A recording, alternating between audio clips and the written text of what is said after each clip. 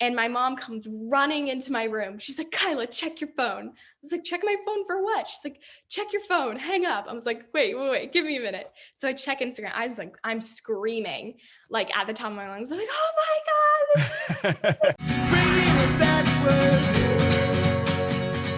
My name is Adam, and this is all about you and your journey in music, and we'll talk about the new music you've been putting out.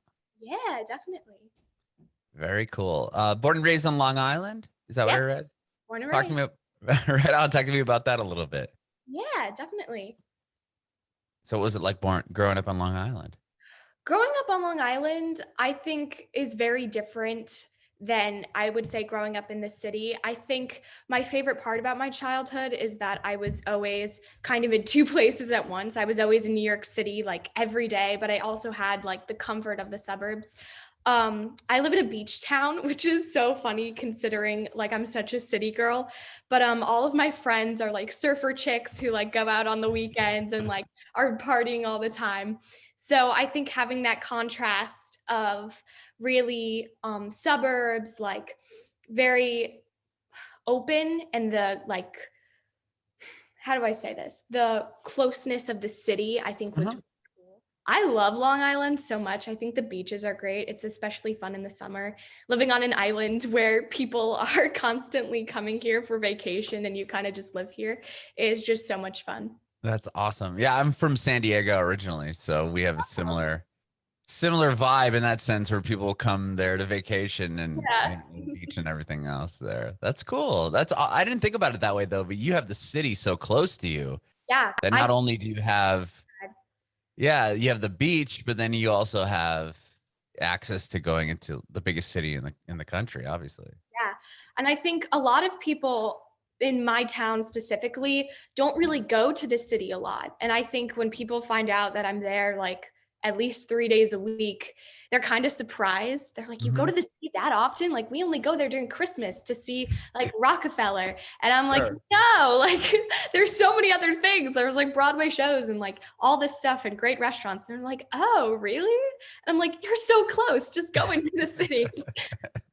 Can't you just take like a subway Yeah, from Long I Island? I have a train station 5 minutes away from my house, and it's an hour and a half ride to Penn Station. Mhm. And from there, you can take every subway in existence to get to wherever you need to be. Wow, that's amazing. And Yeah, you've been going into the city yeah, pretty much your whole life, right? I mean, you got on a 10 Broadway years. show very early. Yeah, 10 years. Actually, 10 years coming up.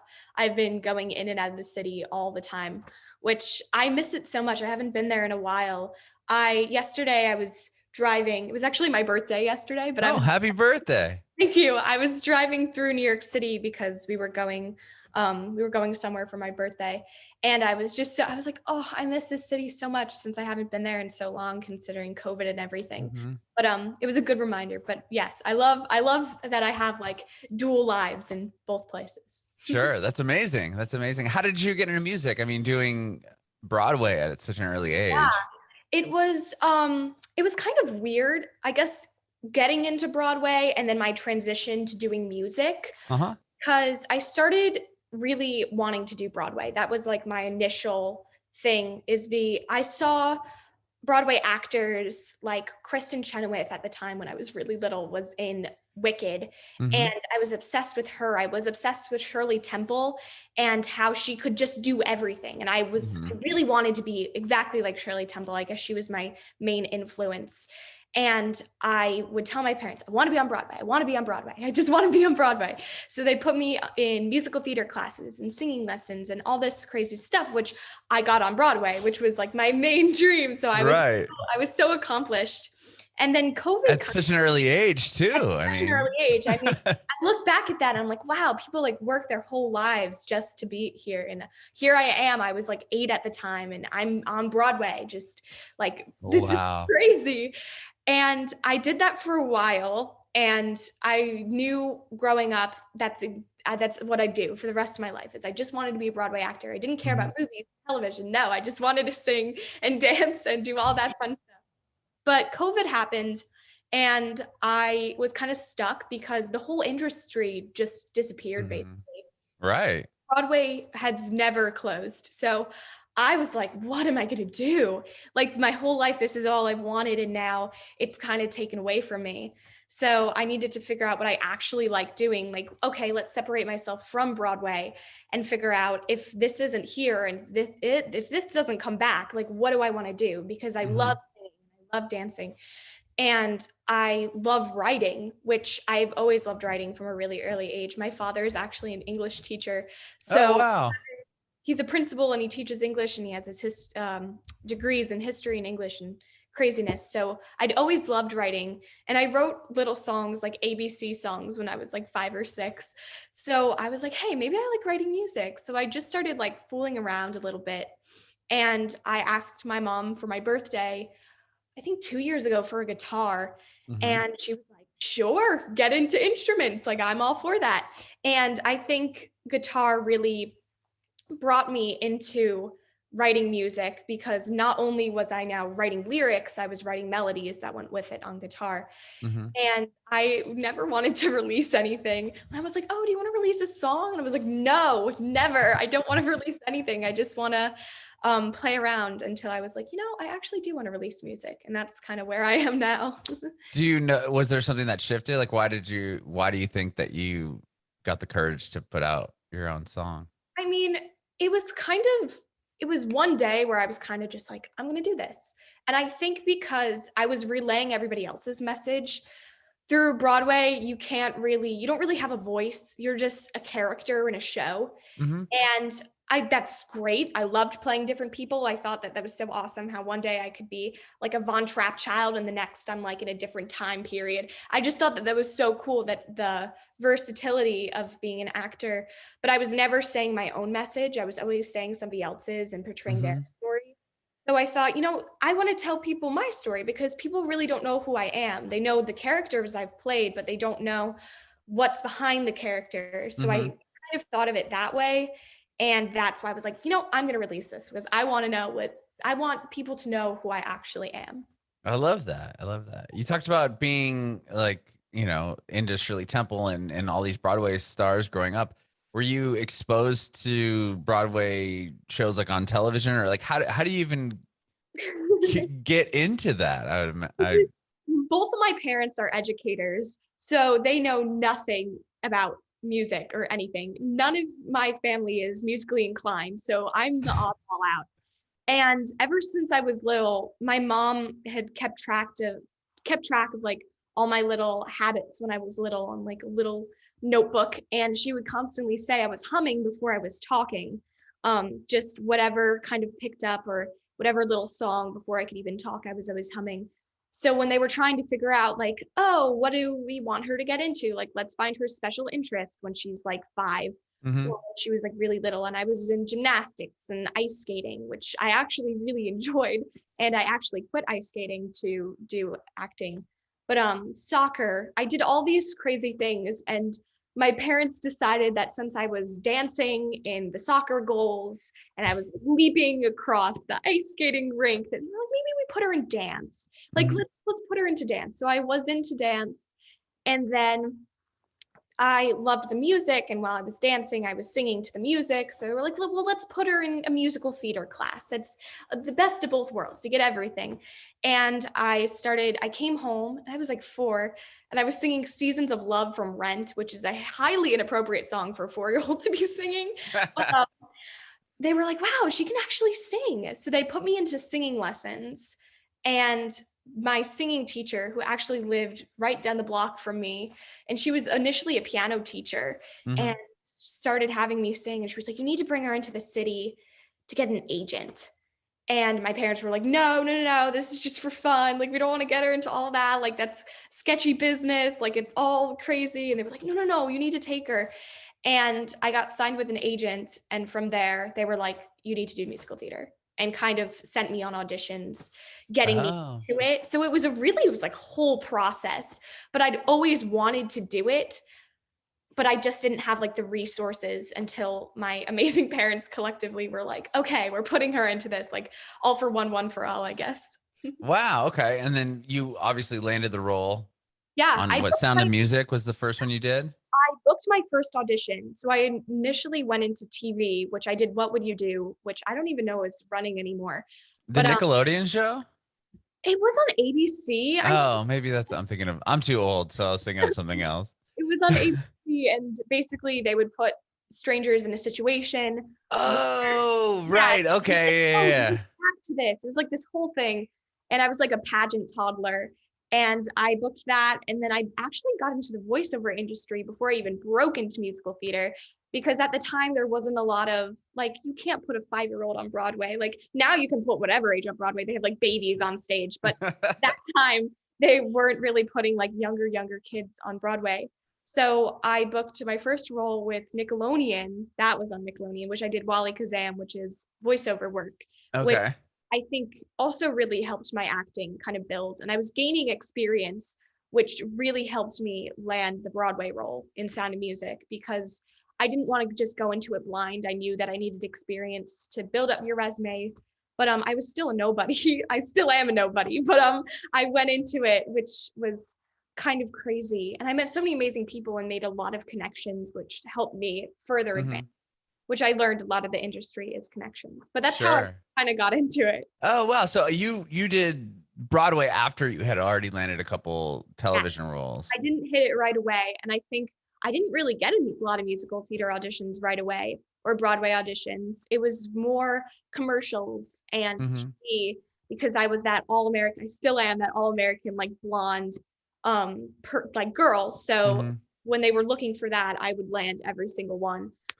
Which was crazy. It was great. My parents were like, what is going on? Like she's like 5 years old. But from that, I would still say after every audition, it's like, I want to be on Broadway. Like I just want to sing. And they'd be like, okay, Kyla, but you need to do this first before you can get there. And then Oh wow. finally it worked out. That is amazing. And you did a ton of shows, right, on the Broadway Oh yeah. circuit. Were you toured with Sound of Music? Yeah, I toured with Sound of Music and with White Christmas. And I did a bunch of like other shows and all this crazy stuff, it was so fun though. I'm so happy I got to experience um traveling with Broadway Mhm. shows. I think a lot of people don't really understand the commitment of traveling week to week with a Broadway show, especially when you're 8 or 9 years old and you're being told, okay, you're doing school for 4 hours, then you're going to the theater and you're working for 7 hours, and then you have to wake up the next day to go back to school. So it was really like juggling everything, but I think it really helped me figure out like schedule and plan things really easily and help my parents figure out everything too. Wow, that must have been a lot to do school and be Yeah. on tour. It was a lot. It was a lot of work. And I think back to it now and I'm like, how was I not stressed out? I guess my little 8-year-old brain just kind of went into it thinking like, this is so much fun. But if I Right. were now, I'd be like, oh my God, there's so many things I have to do and I need a schedule and I need to figure this out. But I built that foundation of like, okay, this is exactly what it is. I know what I'm getting into. And I think that's why I was able to succeed without much error. Hmm.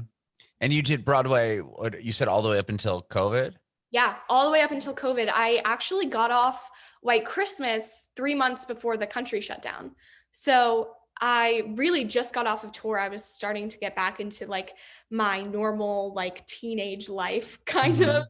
I was like, okay, I gotta go back to school with like my friends, but I hadn't seen them in like 5 months. So I was like, okay, this is kind of weird. I was trying to get into it, and then the country shut down. I was like, oh goodness, what am I going to do now? School is out, so I can't even focus on that. It was Right. like what is there to do? There's nothing for me to do anymore.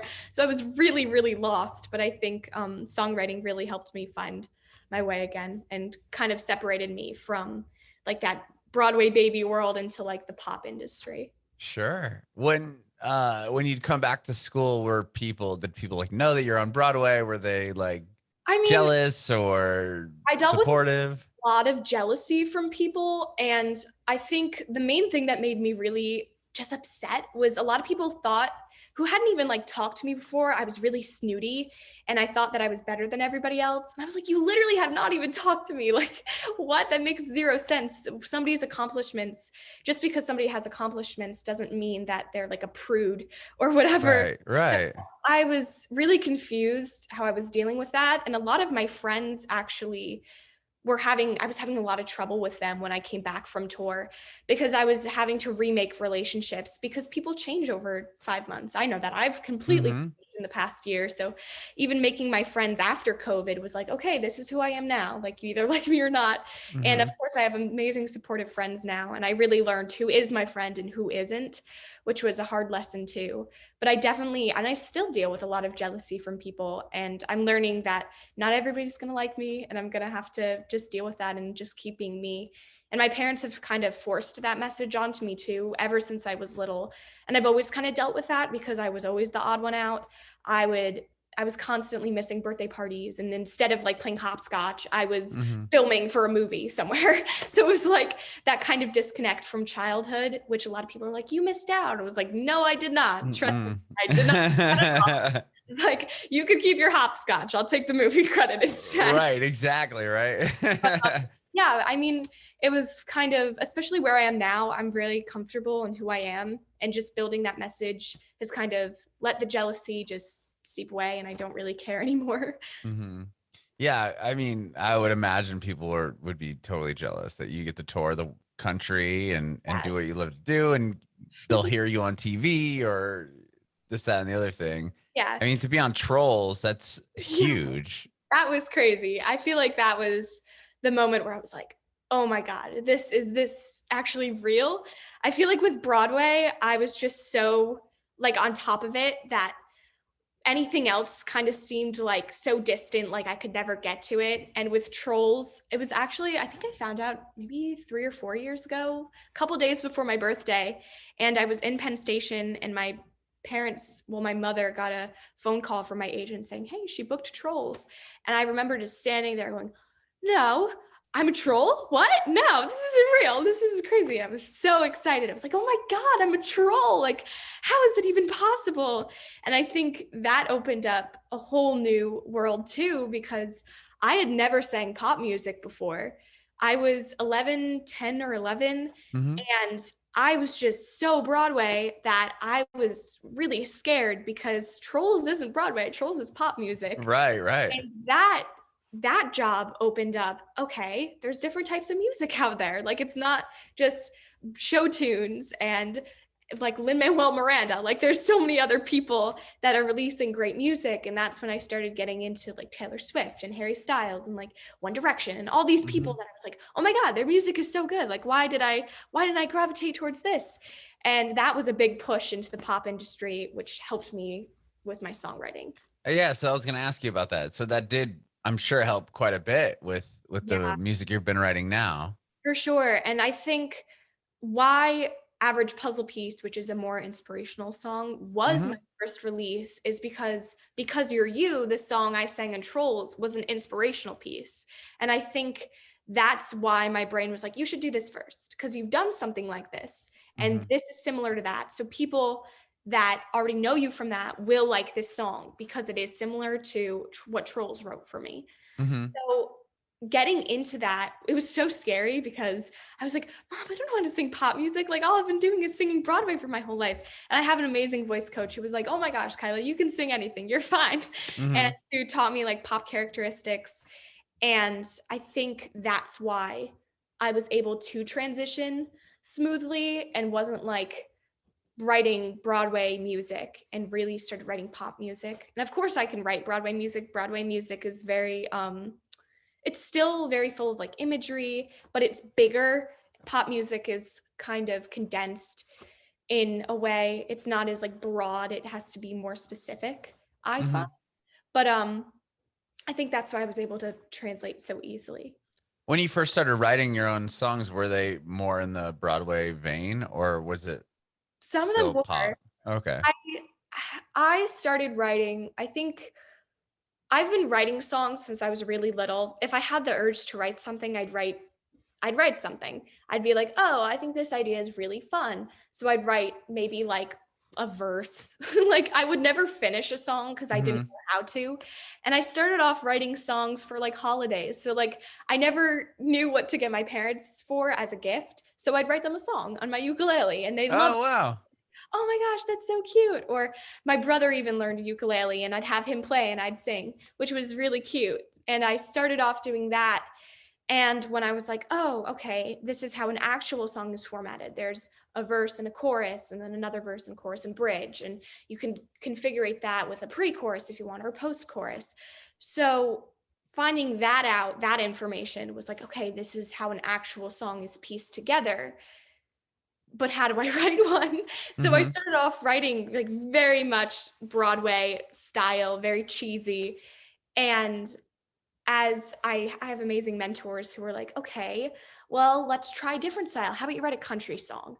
Listen to country music artists and write a country song.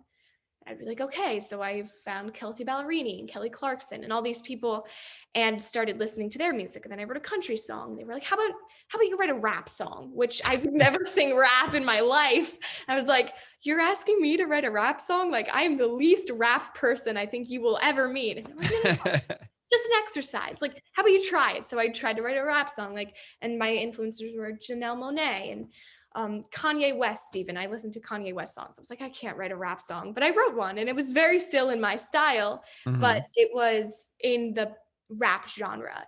And that's when they were like, okay, well, how about you start listening to pop artists and draw what you want from them? So I feel like collectively listening to people and putting things together. I think Ariana Grande does that. She'll listen to certain artists and pick and choose what she wants from their specific vocal style and kind of put them together and make it her own, Oh, which wow. I think is so much fun because you kind of get the best of both worlds. You're listening to amazing artists, but you're also trying to build your image and who you are. But if I like how Christina Aguilera does this like one riff in the specific way it sits in her voice, I'll try and mimic that, but still in my vocal style. And Mm-hmm. I think building those characteristics over time has really helped me write in general. That's amazing. You talked about playing ukulele. Was that the first instrument you learned to It play? was. I learned ukulele on tour. Jeremy Lanuti, who is on tour with me, we were both swings together at the time, and then we eventually bumped up into principal roles. But backstage, he would always play ukulele, and I begged him to teach me. I was like, please teach me how to play the ukulele. Please teach me. And he was like, okay, fine, I'll teach you how to play the ukulele. So he taught me how to play just like simple basic chords. And through time, when the internet was developing and all these like ukulele videos started coming out, I started to learn those. And then my brother wanted to learn it. And I was like, okay, I'll teach you. So then Right. he learned ukulele. And from ukulele, I was confident enough to get into guitar. And because it's basically the same, ukulele's 4 strings, guitar is 6, but Mm-hmm. they're very similar. So getting into guitar was a lot easier than expected. It's still so hard. Like power chords and bar chords are just the bane of my existence. But getting into it with basic C chords and G chords and F sharps, it was so easy. And I think that's why I was very ready to start writing music really early, because I was like, okay, I have basic chords. I know what I'm doing. And Mm-hmm. then I can expand with bar chords and power chords, which I do now. But a year ago, I would never do that. Okay. Like, no, I'll stick with my C chord, please. Sure, sure. So your most recent song is called 3 a.m. Was that a song that you wrote when after COVID happened or Yes. prior? I wrote that song, I think in December. And a lot of people ask me, they're like, oh, who is it about? Because it is such like a heartbroken song.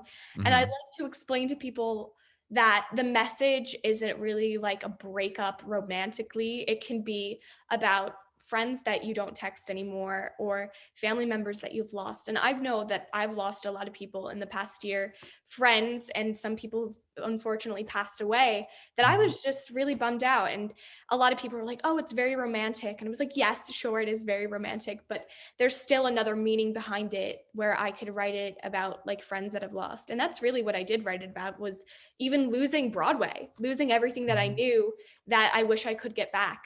And a lot of people are like, who's the boy? I'm like, there's no boy. It's not, that's not what it's about. It's about losing something. And they're like, oh, okay, that makes sense. But that song was, I've written over 30 songs, and that one was toward the end of that 30. There's been songs where I will just literally trash in the garbage, be like, this sucks. I'll rewrite this. But 3 a.m. was definitely one of the songs where I was like, I need to put this out there because it's very different from anything I have released. And I think the message is important and everybody can relate to it. I love that. And do you have more songs that you've written Yeah, that are coming? definitely. I have a song coming out. There's no specific date yet, but Okay. end of September, and it's called Karma. And it's about people who have wronged you. I feel like, and it's a lot about jealousy. I feel like, which we were talking about earlier. Mhm. I faced so much jealousy, and in the past year specifically, I have faced a lot of jealousy. I recently got verified on Instagram, and Wow, congratulations. thank you. My platform kind of blew up and I was like, oh my gosh, why is this happening? Like, this is so crazy after I started releasing music. And a lot of kids from my school started to just cut that down and kind of undermine all of my accomplishments, which I had let go. And then I was like, no, there's no point on letting that go. Because it's so awful to feel undermined by people who not that you like care about, but are in your circle. And I would talk to my parents constantly about, I don't know what to do. This is so awful. Like, I don't know how to deal with this. And they were like, you don't have to do anything. They're like, you just keep being who you are, keep going. And that's where the idea of karma came in, is because I don't need to get revenge. Karma will get them eventually. So that's really what the song is about. That's cool. Yeah, wow. Getting verified on Instagram must have been a big validating moment for you. Oh my gosh, it was crazy. I've been waiting for that forever. I was on the phone with my friend, and it was 10 o'clock at night. I'm on the phone with my friend. I'm FaceTiming her, and we're just chatting about school and everything. And my mom comes running into my room. She's like, Kyla, check your phone. I was like, check my phone for what? She's like, check your phone, hang up. I was like, wait, give me a minute. So I check Instagram. I was like, I'm screaming, like at the top of my lungs. I'm like, oh my God, and my brother comes running into my room because he's right across the hall. He is 13 months younger than me, so we're really close. And he comes running into the hall and he's like, what happened? I'm like, I got verified. And he runs downstairs and he gets a cookie. He gets like an Oreo cookie, and he rips the top off and he dyes, like, this is like the span of like 5 minutes. He dyes the cream inside of it blue, and then he like pipes out a check mark, and so does me. So it's like a little verification check. Oh, that's cool.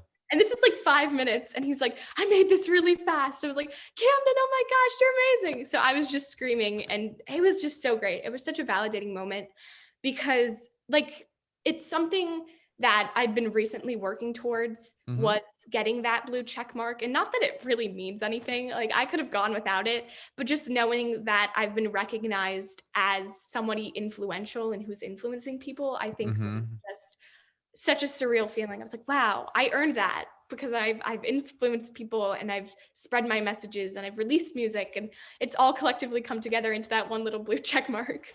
It really is amazing how, it's a huge deal to get verified on Yeah. Instagram. It was crazy. It was so insane. And I think my mom was actually more excited than I was. Oh my God, Kyla. She's like, this is so amazing. I was like, I know, mom. Well, that is so cool. And I can't wait to hear the next song you have coming out. And I love 3 a.m. and I appreciate you doing this interview. It's been awesome. Thank you so much. Thank you so much for having me on. It's been amazing talking to you. I have one more question before I let you go. I want to know if you have any advice for aspiring artists. I do. I think growing up in an industry where you're told to be a specific thing is really hard. And I think just really keeping who you are is so important. And that can evolve over time in your career. But I think just specifically knowing who you are and what you want will really help you in the long run. Bringing it backward.